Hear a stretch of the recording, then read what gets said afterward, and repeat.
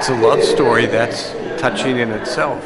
These two people from a very different part of the world came together in Philadelphia and then met and fell in love. That's very touching, I think. She wasn't able to study architecture because they were prejudiced against women, but she was able to study fine arts. So both fine arts and architecture are part of design, but she was so talented that, from my understanding, she taught drawing to the architecture students. So on one hand, she couldn't pursue architecture, but because of her talent, she was still able to teach many of the architecture students.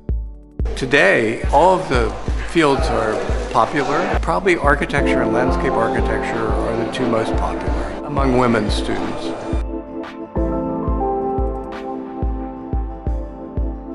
To China, they were part of a larger community of Chinese students that were there at the same time. So they were very important, but they were part of a larger community. She was the only woman. The rest were men in that generation. So the generation, it was important, I think, for China because there was a generation, a community of Chinese students who returned to China and became extremely influential here.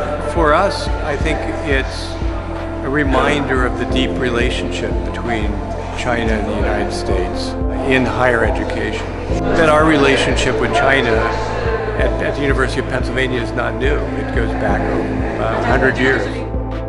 Chinese architecture is very important because the cities of China are the most rapidly growing in the world. So there's much building, much experimentation going on. So this is very important for ideas in architecture and landscape architecture to be actually realized and built. The old slaughterhouse, that was very impressive because it was an old district that had been renewed for a contemporary purpose. Of course, the skyscrapers are impressive. The Shanghai Center. Yeah, that's all very impressive too. Careful restoration of an old building for new use was very impressive. Everywhere in the world, architects could be greener. We could use energy more efficiently. We could produce less greenhouse gases. So I think if there's something we can learn, it's how to be more environmentally sensitive and maybe return to traditional Chinese ideas about design and how to design with nature.